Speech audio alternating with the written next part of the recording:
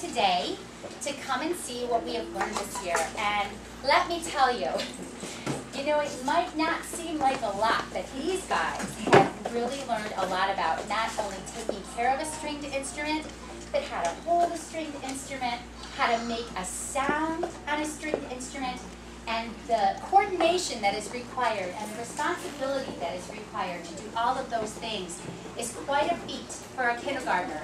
And I think that they have done an absolutely amazing job. My name, for anybody who does not know me, is Kim Harden, and I am the lower and junior school orchestra director. And this is my colleague, Stacy Bowen, middle and upper school orchestra director. And we have had the privilege of working together this year with this very large group of kindergartners. Last year we had 6 kindergartners in the program. This year we had 30 at the beginning of the year. So it was a jump that we didn't quite expect. So, you know, we've kind of tailored the program next year to accommodate maybe larger group. But they did a wonderful job, and I'm very, very proud of all of them. So we are going to start, before we begin with our actual program, I'm going to ask some of the students some questions if they would like to raise their hand and answer for me. Boys and girls, let's talk about what we do when we first walk into the room and open our violins. How do we open our cases? Where does our case go, Bashar? Our case goes on the back of the room like a choo-choo train, but in performances we do it by the drums over. Right, and it's very important, Bashar, do we put our case on a chair?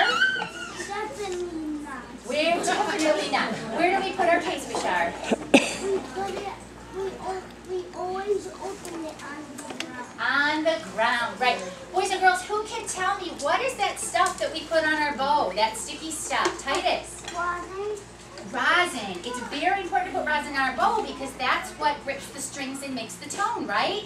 And boys and girls, what must we never do with our bow? What is the part that we never touch, Charlie? We never touch our bow hair because oil can get on it and it will make our violin sound all squeaky. Right, that's exactly right. So as you can see, they have learned quite a bit this year. What is the thing that we do with the screw at the end, boys and girls? Dylan? Righty-tighty, lefty-loosey. And when we put our instruments away, should it be tight or loose, Dylan? When we put it in the case away, should the bow hair be tighter or looser when it's resting? Loose! And then we tighten it before we play. Boys and girls, I think we should tell all the parents and special friends about the parts of our instrument. So Miss Boone and I wrote a little song, although we can't take credit for writing a scale.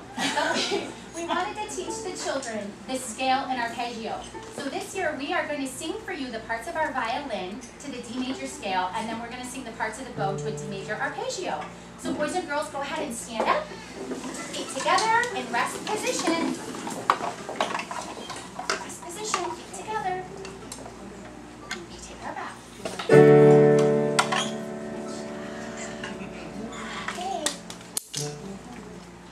Where is the scroll? Here is the scroll. Where are the tuning pegs? Here are the tuning pegs. Where is the fingerboard? Here is the fingerboard. Where is the bridge? Here is the bridge. Where is the tailpiece?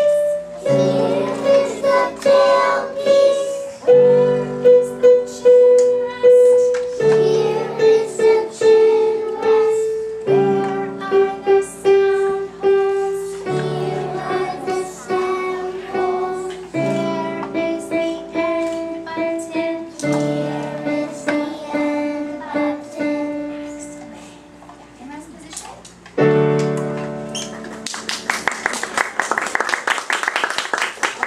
Okay, now boys and girls, with your violin in rest position, we're going to point to the parts of our bow, okay? It should be in the same hand as your violin side. Where is the screw? Here is the screw. Where is the frog? Here is the frog. Where is the stick? Here is the stick. Where is the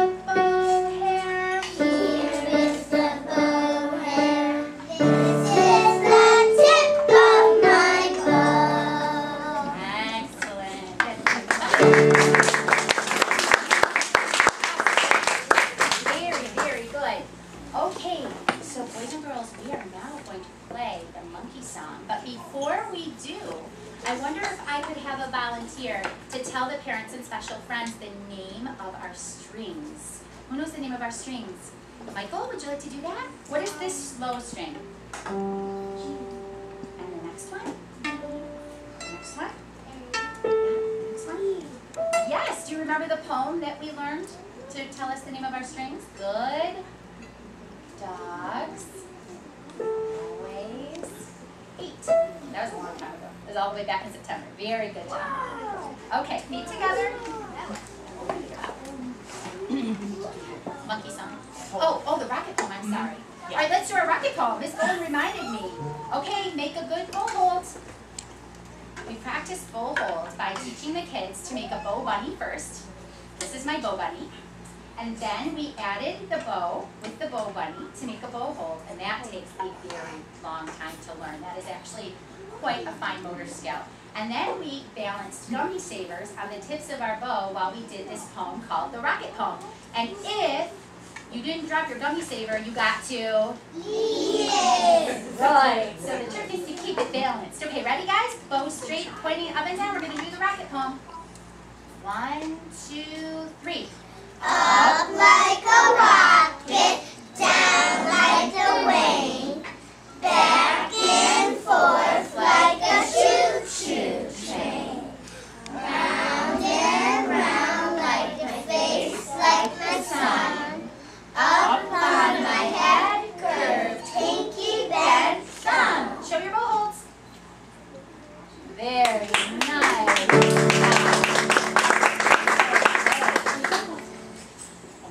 Take our bow and get in position to play the monkey song.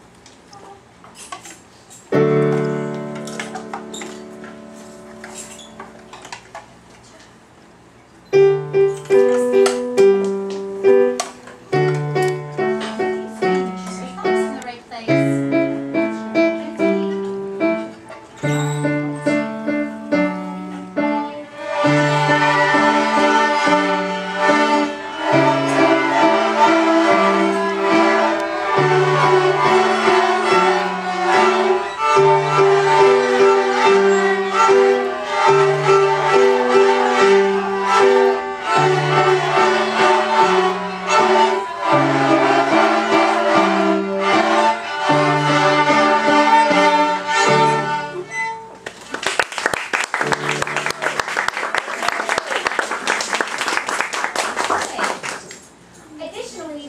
Also begin learning the twinkle variations, the twinkle twinkle little star. However, we have not quite finished that. That is something for the students who will continue next year that they will be doing, is starting to work through the beginning of the Suzuki book, or any child who's interested in private lessons in the summer. That would be a very good place to start. They are now very confident with how to hold their instrument and how to produce a good sound. So with that, I think we are finished. I think they did a wonderful job. Thank you for coming.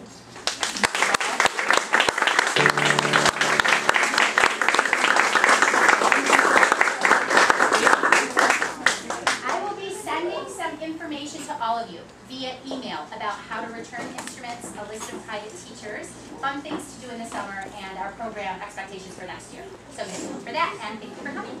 Boys and girls,